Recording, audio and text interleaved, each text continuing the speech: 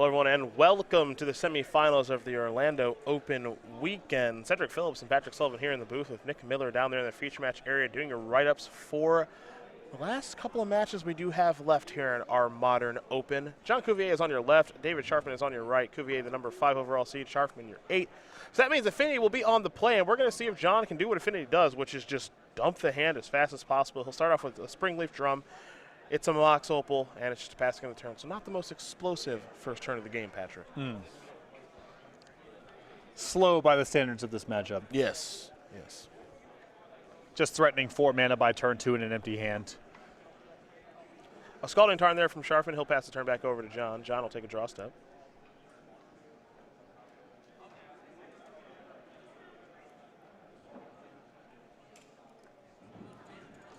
John's Affinity deck a little bit different than some of the other ones we have seen here this weekend. 4 main deck copies of Thoughtcast. Don't see that as much anymore. So he's going to play another copy of Inkmoth Nexus. Here is 2 mana. That's a Steel Overseer. That'll turn on Mox Opal if it does resolve. It's also going to help to assist the Springleaf Drum. So now here's an Arcbound Ravager. That'll, of course, come with a counter. And I think that will be John's turn. Though a bit of a magic number here. Exactly 6 permanents in play. So Sharfman can Emrakul this turn, totally reset the game. Well, John is going to eat a copy of Mox Opal, which leads me to believe he has another Mox Opal, but I think Sharfman might have a Lightning Bolt here as he sacrifices a Scalding Tarn. And now he's going to decide exactly what he wants to do in response to the Ravager eating the Mox. Basic Mountain, there's Lightning Bolt. The plan here for John was to eat the Mox Opal, make Ravager into a 2/2, play a new Mox Opal, cast a Thoughtcast for a single blue. Yep, and no way to save the Ravager here, so Cuvelier just going to let it go, move the counter over the Steel Overseer. Overseer now becomes a 2/2. But Sharfman has done a nice job of dealing with 1 payoff card. There is the other Mox. 3 artifacts is not 4, so John cannot cast a Thoughtcast just yet. Lightning Bolt, a pretty nice draw there from David Sharfman. He can actually take care of the Steel Overseer now, too. You know, or possibly kill him this turn. No, whichever. Multiple good lines. Yes. Looks like he has Faceless Losing plus Goryo's Vengeance plus Emrakul. I don't know if he has enough mana to do everything this turn, but he can bolt the Steel Overseer or whatever. Yeah. Just missing the Spirit Guide right now, it looks like. Back to John, we're going to go. He'll draw a card.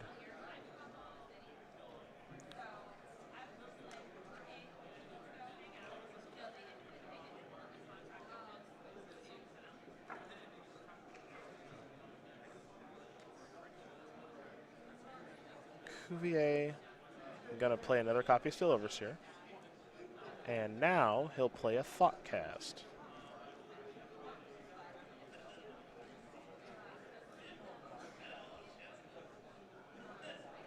He's hoping he gets to draw 2 cards. We'll see if he gets to. I just want to know what kind of shampoo he uses. Seriously, that hair. It is pretty great. Come on. Here's a Blinkmoth Nexus. And the very powerful Mem Knights. Well, easy to joke about, but that's actually not shabby here for Cuvelier, as it means he now has 8 permanents in play. So he could keep, hypothetically, let's say, 2 copies of Steel Overseer, should he get hit by Emrakul. And that's not a shabby clock in terms of being able to win the game, hopefully before Sharpman's able to reassemble something. Yeah.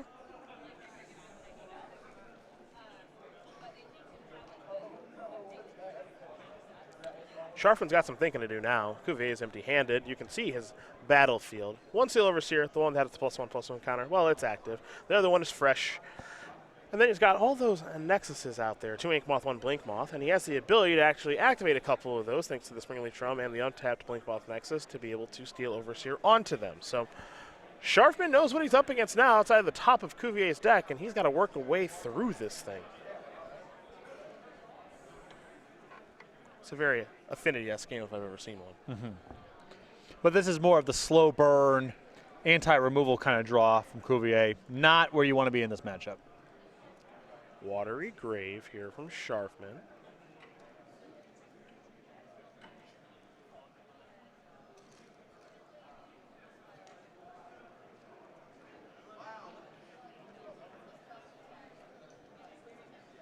And now there's Lightning Bolt to go after the active Steel Overseer. John is going to activate Ink Moth Nexus with Blink Moth Nexus. He'll also use that Memnite and Springleaf Drone to activate the other Ink Moth Nexus. Now Steel Overseer will go active. So counters are going to be placed a bunch of different places here. One on each Ink Moth Nexus, one on a Memnite, one on the non-active Steel Overseer, and now we head back over to David Sharfman. He will draw a card. Gristlebrand is what he has found. He will now play a Faithless Looting. Before that, he played a Steam Vents untapped. He'll be drawing 2 and discarding 2, and I think we know how this song and dance goes. One of which is Emrakul. Trigger on the stack, Goryo's Vengeance will allow Sharfman to bring it back. It will have haste. It will annihilate after Sharfman gets done shuffling. And John will be left with precisely 1 permanent when all is said and done. It's kind of interesting, the speed of the format and where it's at right now. People can't really play with mana leaks and remands, or you can, but it's tough. I don't think Sharfman's deck is that robust against that kind of stuff. No, neither I think if he just played against regular blue counter spells, his deck would really struggle to resolve much of anything of note. But because those cards are very hard to play right now, given the power level of Infect and Affinity and so forth, I'm sure he has not played against all that many counter spells over the course of this tournament. Steel Overseer is just hanging out. John's going to put a counter on it, and the reason he's doing it right now is to play around a card like Izzet Charm. However, Sharfman, I believe, might have another copy of Lightning Bolt. We'll see, as here's a sleight of hand through the breach among the cards he's looking at right now. Actually, you take a look at Sharfman's hand. You've got a Collective Brutality. You have a Gristlebrand. Now you've got a Goryo's Vengeance, which isn't so bad. It's still not a path towards anything. I suppose next turn he has access to Collective Brutality plus Goryo's Vengeance to finish this off. Here is Collective Brutality. I'm going to discard Gristlebrand. Sharfman says, I have Goryo's Vengeance. I promise I'm going to kill you. And that is going to do it. So David Sharfman's going to win game number 1 here over John Cuvelier. Goryo's Vengeance able to get the job done over Affinity. Compelling and rich.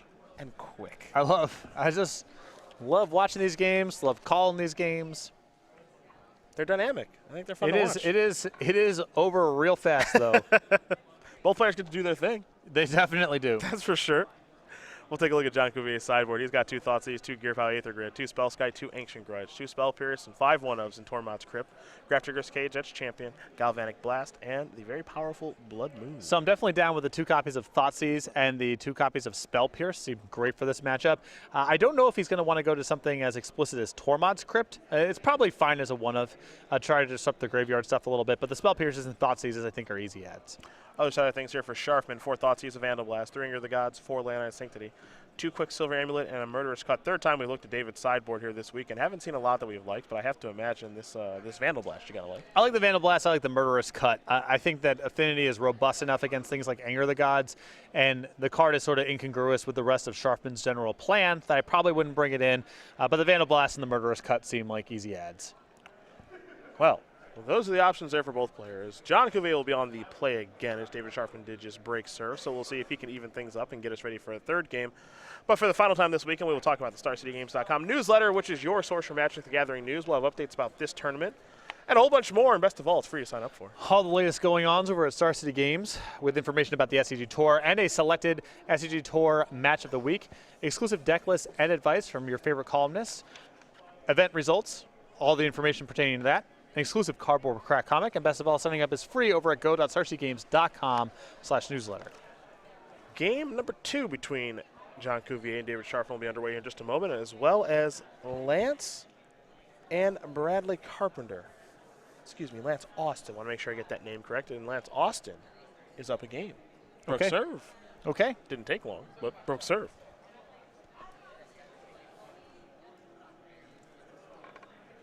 Interesting decks in the top 8 here. In fact, making top 8, no surprise there. But maybe these two I'm a little bit surprised about. Mostly surprised about what Sharfman's up to here with his build of Goryo's Vengeance. But I actually like how he's changed this deck some instead of kind of making it really the all-in deck that it was before with Norwich Shoal. You know, there's a lot of stabilizing cards in the deck. You know, you have Serum Visions and Sleight of Hand and Faithless Looting and Izzet Charm. So there's just a lot more redundancy in the cantrips. And I think there's this habit of getting kind of fancy with decks like this, where you feel like you need to get the kill in one turn. And as it turns out, Emrakul your opponent and then playing draw go for a couple turns and finishing off the game is often good enough as well. So you don't need to necessarily fill your deck with a lot of World Spine Worms and Nourishing Shoals and so forth to get the combo to execute one turn, because often the not quite a kill combo turns are still good enough to win the game in the aggregate. Yeah. That's, I think, the thing that's been a little bit impressive about this build of the deck is he's not trying to kill the opponent as fast as possible.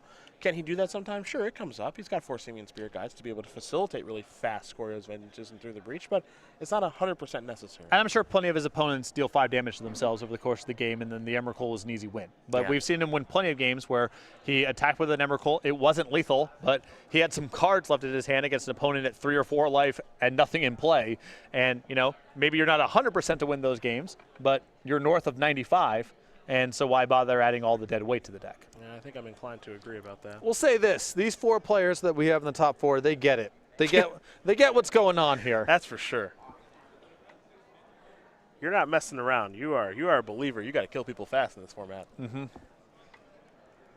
And really, that's at the end of the day, whether you like it or not, it's the truth. That's what the format's about. It is for now, and I think the number of bannings that would be required to get the format into a slower place, an appreciably slower place, probably not something that's palatable to players in general. So hopefully over time, you know, R&D prints some defensive cards that slow the game down a little bit. But I do believe when it comes to Modern, this is kind of going to be the world that we live in. Variations of this world, different decks fluctuating in and out. Maybe the flashpoint of the format becomes turn 4 more frequently than turn 3, but it's going to look a lot like this. This is the nature of expanding card pools. The game rarely slows down, and the game rarely gets less powerful. Yeah. Things will speed up, and people are trying to find the most broken things to do. Right. That's the other thing. Why fight fair when you don't have to? You know, imagine Legacy was a turn slower, but Force of Will wasn't a card. What decks would you play? Belcher. Yeah, I played Belcher every Storm. tournament. Are you kidding? Yeah, maybe Reanimator. Yeah. No, I would play Belcher actual every tournament. Okay, well, that's the format we're in right now. Yeah. So find the Belchers. Yeah. I wouldn't even think twice. Would you be playing with Mother of Runes? Probably not. Knight of the Reliquary? Probably not. Scrib Ranger. Script Ranger. Deathrite Shaman, even. Might play with that. Maybe. Might play with that. Maybe. John gonna take a mulligan. Sharfman is happy on 7. And I know that what I'm saying sounds like a criticism of the format. It isn't really. I think the games are fun to watch, and I think the games are fun to play by and large. But you do have to know what you're signing up for. I don't think it's a criticism. I think it's just reality. Yeah. You don't get to sculpt the format to what you want it to be. You don't get to live in the world that you wish existed. Yeah. You live in the world as it is. This is the world as it is. Yeah. It's like when Shaheen goes off about not being able to play like Supreme Verdict Control Modern. Sorry, man. Yeah. That's just the format. Yeah. I love you, buddy, but you don't get to just do nothing. You don't get to do nothing every format. Right. I mean, if you want to, you can cast Dispel. Spell Pierce, those cards are okay, you know, if you want to get that experience. But I would suggest backing them up with Glistener Elf. Yeah. Not, Jace Bellerin or whatever you're trying to do. Jace Unraveler of Secrets. Right. A Sorin. Yeah. Looks like John's on his way down to 5. Which, by the way, I believe was in Chad Castell's Obzan box this weekend. I don't know if it made the 75. The Sorin Lord of Innistrad? Yes. One of his favorites in the Obzan box.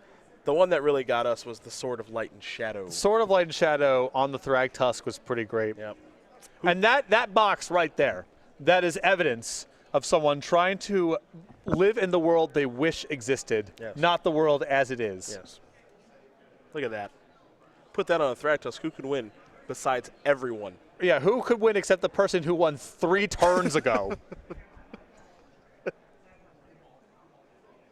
Live in the world as it is. You're lucky I didn't get to equip and hit you. You're lucky. Because if I would have, I would be up to 4. If I wanted to live in a world where I could fly, okay, and I walked off of a building, Okay. killed myself, Okay. would I blame the world or would I blame myself? Where's the blame supposed to go? It's tough to say. Yeah, I don't know. It's tough to say. Because the world disappointed me. You know, I was disappointed in the world. It's really tough to say. Memnite Ornithopter. Sweet. And a Blinkmoth next. Hey, he's got a plating. I think Plating and Ravager are his leftovers, so this hand could be excellent if the top of his deck yields a land, or a Mox, or a Springerleaf Drum. Something spicy. Hi, Darkstell Citadel. We have a game of Magic to be played here. Plating up. Affinity is actually really good. I think the at deck's great. mulliganing. And- I think it's really good, and mulliganing to 5 is not a death sentence at all. No. If you have a payoff card, your hand plays. So even though we just mulligan down to 5, everything's fine. And he has the right payoff card, too. It's a speed matchup. That's where you need Cranial Plating. Correct. The attrition matchup, usually Ravager is the better one of the two.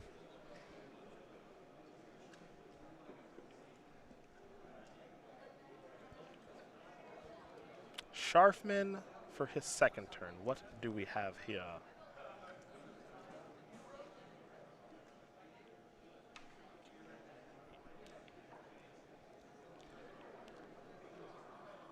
Got a land. We know that. It's got plenty of options as far as lands are concerned. It's got a little bit of interaction. Lightning Bolt. There's a Bloodstained Mire.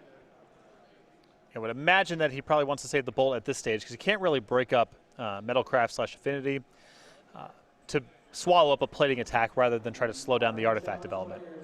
Unless he can just win the game this turn, I guess you just do that instead. There's Serum Visions. There's no winning of the game to be done this turn, I don't think. He'll draw a card. Simian Spirit Guide, I believe. It's a good start. Mm-hmm.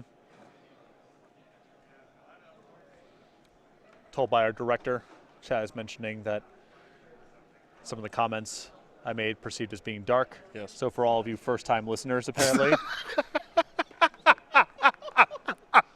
welcome. Hope you're enjoying the broadcast thus far.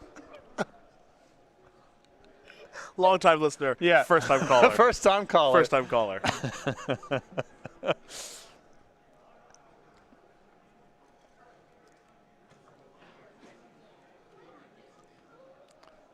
I think it looks like Cuvelier having an existential crisis of his own over there. Just sort of picked up his cards and disconnected from the game briefly. Yeah. What do I do? Yeah. Contemplating his own miseries of life, perhaps. Yes, perhaps. Where's this plating going to go is the question. It's not going anywhere. Okay. Interesting stuff here. Ravager. All right. I count 6 permanents. We'll come back to this in a moment. We'll circle back. We'll circle back to this. Circle back to this conversation. Okay.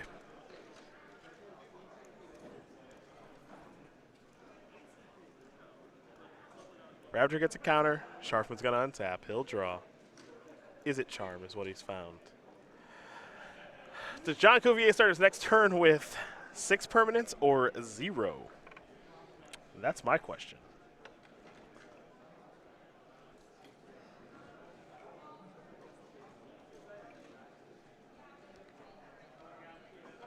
Well, there's no interaction from Cuvilier's side, especially when he's tapped out here.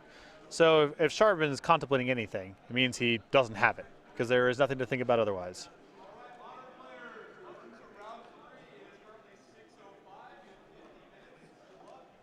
Might get over to the backup match.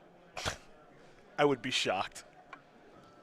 Here's a basic swamp. I would be truly shocked.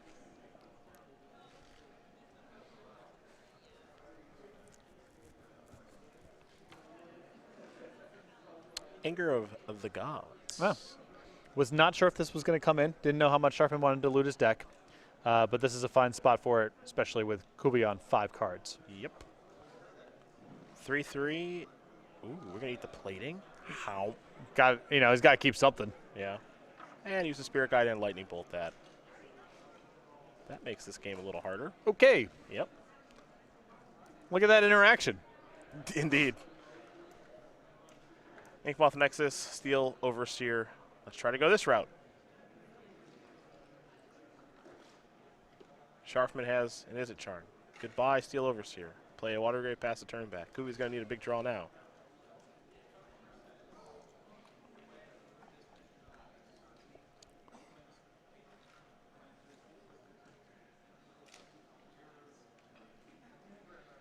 Perhaps contemplating poison v damage, Yes.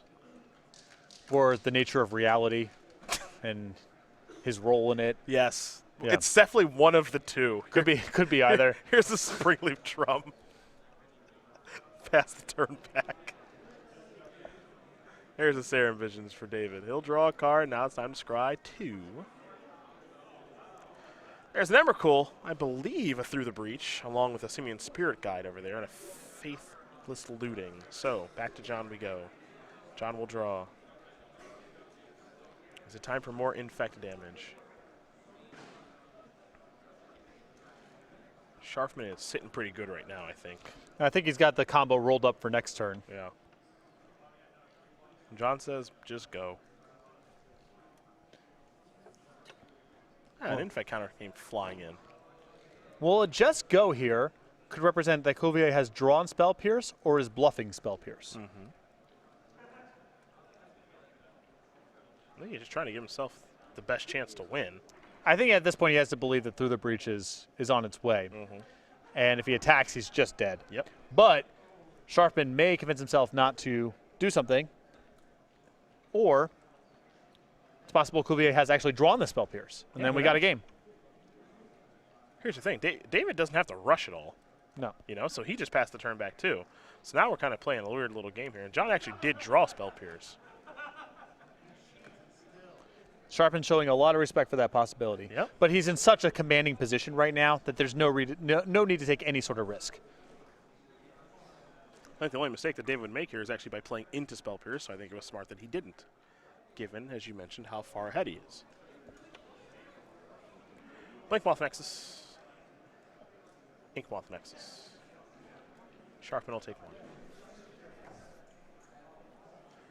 And now if it wasn't clear that he had Spell Pierce, at the very least, Cuvier is keeping up the ruse. Definitely. Yeah. He has not changed that, which is something he's got to do to sell it. Now, he actually does have Spell Pierce in his hand, but if he didn't, he'd have to continue this up to actually sell the fact that he does have it.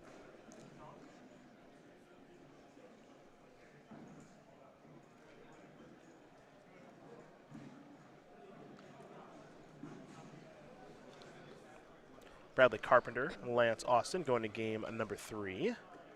So you may have been correct about having some time to jump that way.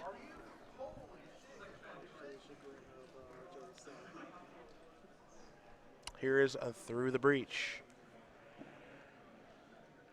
Going to try to Spell Pierce, will Cuvey. Simian Spirit Guide demonstrating that it's a really good magic card. As here is Emrakul, Annihilator 6. There goes your board.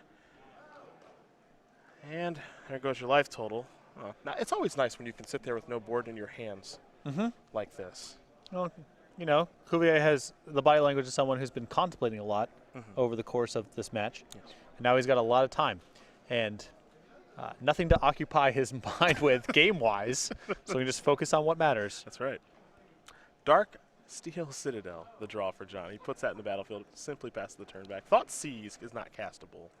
Sharfman draws a Sleight of Hand. He'll start there. Take a look at the top couple. Sleight of Hand and a mystery card. Don't have a great look at the other one. But he's taking the other one. I believe, yes. Polluted Delta going to come down. Pass that turn back over to Cuvier. I believe he took a Gristlebrand there. Sure. Blinkmoth Nexus for John. Pass the turn back. Sharfman will sacrifice the Polluted Delta. I think he needs 1 more mana to be able to cast Gristlebrand. And he's got, how much black? He needs 1 more Black mana, yeah. yep. Well, I've hard cast me a Gristlebrand. Steam Fence. Does he have no more black mana? Quick check here. I would assume that's the case if that's what he's doing. He's got a Water Grave, a Swamp, and a Bloodstain, a Blood Crypt. So he's got Black Cleave Cliffs, Creeping Tar Pit, Dark Slow Shores, but no land defined. How about Through the Breach? Is that okay? Yeah, That'll do just fine. That is going to do it. David Sharfman going to win this match here over John Cuvier. 2-0. Goryo's Vengeance, on to the finals. David Sharfman got a little brew here. That's working pretty well. He's going to play against someone playing Infect in just a little bit. Yep. Cuvelier just not enough disruption in the matchup. His draws were a little bit on the slow side, and I think he needs to make sure of either flood the battlefield quickly with enough permanence where an Emerald Cold trigger doesn't necessarily beat him, or have a cranial plating draw backed up by Thoughtseize and Spell Pierce in the post-board games. He never really had either one of those draws, and Sharfman's deck's just a little too consistent, a little too reliable.